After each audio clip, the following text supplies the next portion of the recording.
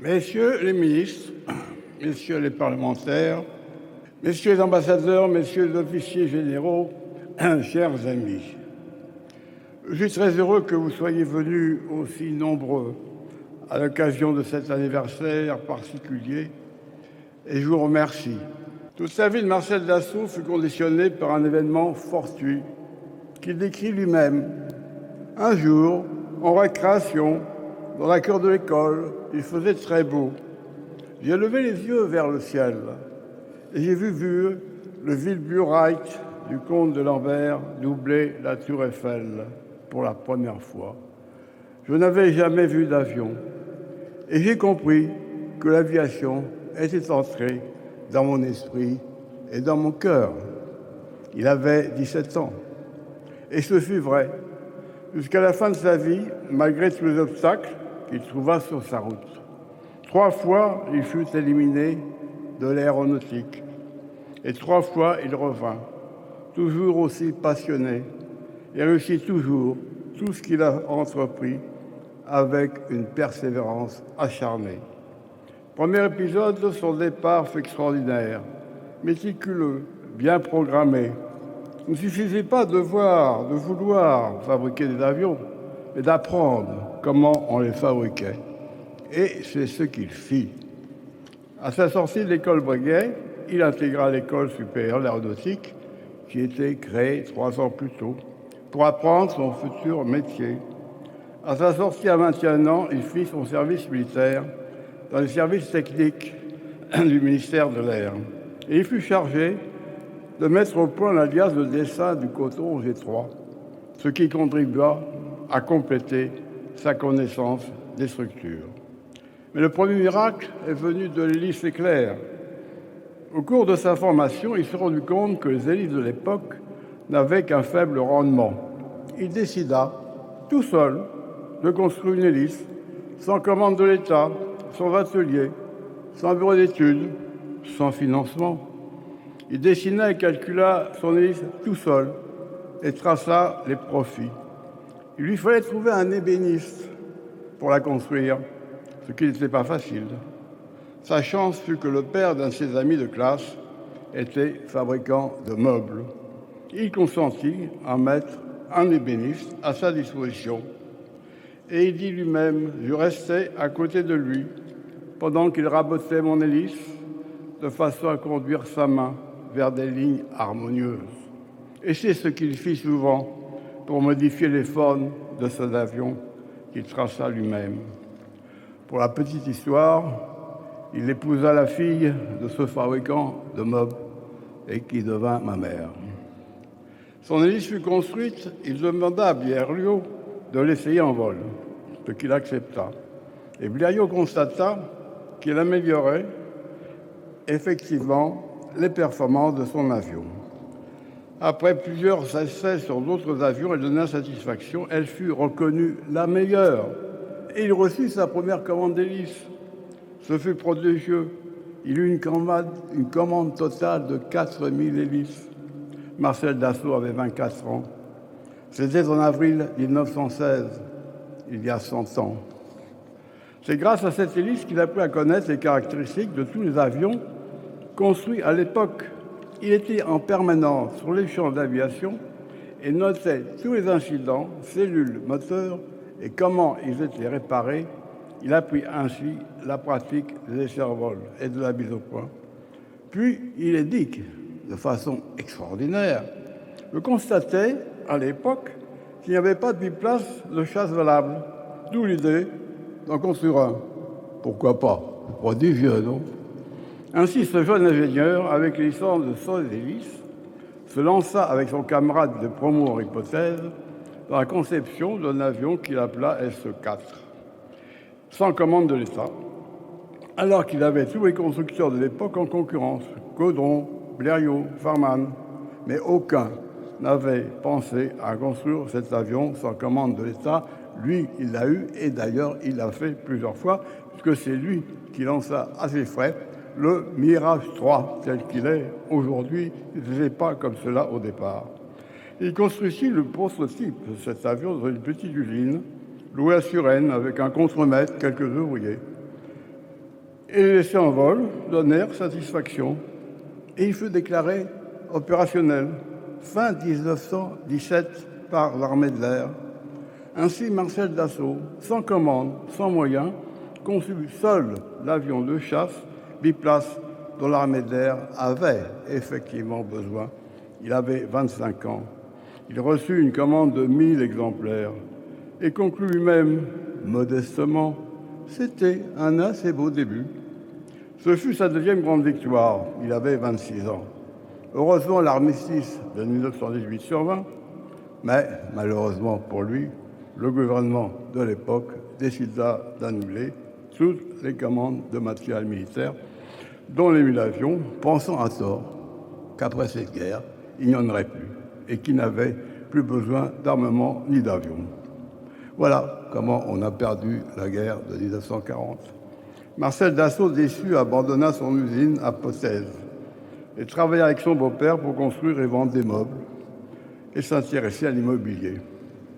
Deuxième épisode, en 1930, le gouvernement, constatant enfin que l'Allemagne serait armée et faisait de grands progrès dans les avions de combat, se décida de commander des prototypes dans tous les domaines. C'est alors qu'Albert Cacot, nouveau responsable technique de l'aéronautique, qui connaissait Marcel Dassault avec son hélice éclair et le SE4, l'appela et lui confia la réalisation d'un certain nombre de prototypes. Il y avait des avions de chasse, de bombardement et de transport. Puis, à partir des accords de Munich, le gouvernement, prenant enfin conscience de la menace allemande, décida de construire des avions de combat en grande série, Marcel Dassault en fabriquant 1800 en 10 ans. C'est quand même à l'époque une performance, on aimerait bien en faire autant en ce moment. Mais les commandes de grande série ne furent décidées qu'en octobre 1939, trop tard. La plus grande partie de ces avions était encore dans les usines en mai 1940. Un petit nombre furent engagés avec succès, mais insuffisants. C'est ainsi que l'on perdit la guerre, bataille de France, et que l'on dut accepter un armistice. À ce moment-là, Marcel Dassault, je me rappelle, pensa partir aux États-Unis, mais finalement décida de rester en France et de ne pas abandonner son pays. Ce fut la fin de sa deuxième tentative de constructeur d'avions, car il perdit alors le contrôle de toutes ses usines. Dès 1941, il fut arrêté, emprisonné par Vichy, sous prétexte qu'il n'avait pas construit assez d'avions. C'était un comble. Puis il fut mis en résidence surveillée près de Lyon, où il fut arrêté début 1944 par la police allemande. En vérité, les Allemands voulaient qu'il dirige une usine de Messerschmitt en Allemagne, conscient de sa valeur industrielle. Il refusa toujours catégoriquement de travailler pour les Allemands. Interné à Drancy, il fut déporté à Buchenwald pour le dernier wagon qui partit de France début 1945. À son arrivée à Buchenwald, il fut accueilli par Marcel Paul, communiste, interné à Buchenwald, qui lui déclara qu'il était sous la protection du Parti communiste français à cause de sa gestion très amicale avec ses ouvriers. Il réussit à survivre à l'approche des armées américaines. Il fut désigné pour évacuer le camp à pied, mais il fut sauvé effectivement par Marcel Paul qui le mit à l'abri des partants et il resta dans le camp. Grâce à la protection du Parti communiste, il ne faut pas avoir des idées contre. Sans Marcel Paul, il ne serait pas revenu, le Rafale n'existerait pas et nous ne serions pas là ce soir.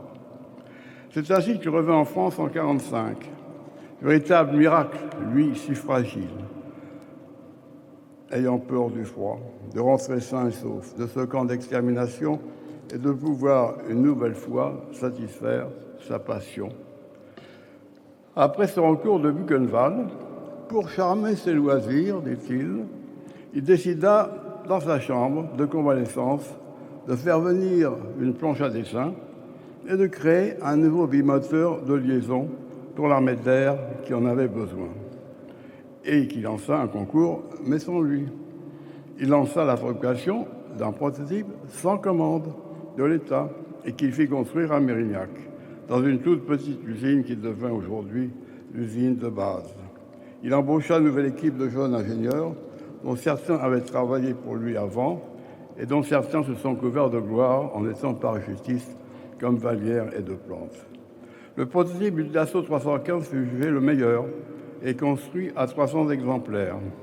Et il fut le point de départ, le flamand, de la France, des avions livrés en France à exportation depuis 1950. C'est ainsi que le génie de celui qui commença sa carrière par la fabrication de l'hélice en bois s'est exprimé librement ensuite avec les ouragans, les mystères, les étendards, le Mirage 3, les Mirage 2000, les avions d'affaires Falcon et pour finir le Rafale, pour lequel il a participé à la définition des formes, mais malheureusement n'a pas pu le voir voler en avril 86. Ainsi, sans Marcel Dassault, sans sa passion de l'aviation, sa vision des avions qu'il faut construire, sa persévérance absolue, sa confiance dans l'avenir, avec toutes ses compétences et avec l'aide d'une magnifique équipe d'ingénieurs, avec un personnel de production remarquable, la France ne disposerait pas aujourd'hui des meilleurs avions de combat. Une dernière anecdote sur le trèfle à 4 feuilles.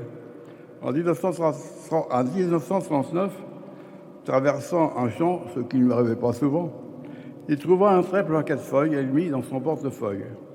À Buchenwald, il dut remettre toutes ses affaires et revêtir la tenue déportée. Et quelle ne fut pas sa surprise en 1946, après son retour, de se voir convoqué au ministère des Anciens Combattants pour se faire remettre ses affaires déposées à Buchenwald et de retrouver son portefeuille et son trèfle à 4 feuilles. Ce fut un signe bienveillant de la Providence, dit-il. Aussi, ce trèfle mérite-t-il le qualificatif de talisman. Voilà l'histoire de Marcel Dassault, commencée en 1916. Depuis, l'histoire continue. Je suis devenu président d'Assaut Aviation en 86 jusqu'en 2000, puis je l'ai confié à Charles Dessène jusqu'en 2013, puis à Éric Trappier, 2 présidents en 26 ans. Ça montre quand même une certaine stabilité. Un site d'Assaut Aviation magnifiquement lancé par Marcel Dassault s'est agrandi dans le groupe Dassault, organisé pour poursuivre sa route avec d'excellents collaborateurs dans un certain nombre de nouveaux domaines. Éric Trappier et Loïc Ségalen pour Dassault Aviation, Bernard Charles pour Dassault Systèmes, Marc Feuillet, Alexis Brézet pour le Figaro, Olivier Costa pour le Rond-Point et Charles Elsen pour coordonner le tout de façon remarquable, travaillant déjà avec mon père depuis 50 ans. Et avec mes 3 fils, ma fille, mon gendre, mes petits-enfants, j'ai 13 petits-enfants, vous savez, il y a de quoi faire. Ainsi, tout est organisé pour continuer. Je félicite tous les organisateurs de cette soirée qui m'ont permis d'assister à ce magnifique spectacle. Merci aussi Bruno Giorgiani et Stéphane Faure d'avoir mis en place cette opération. J'avoue qu'ils ne voulaient rien me dire. Ils disaient, qu'est-ce que vous allez montrer? Qu'est-ce qui va se passer? Ah non, on ne peut pas vous dire parce que ceci, c'est un secret. Bon, dans ces cas-là, il y a 2 choses. Ou c'est un bon secret ou c'est un mauvais secret. Je crois que là, c'était plutôt un bon secret parce que vraiment, ce spectacle a été magnifique et je les en félicite. Voilà ce que je voulais dire. Et maintenant, le buffet est ouvert et il serait temps de se réchauffer. Merci.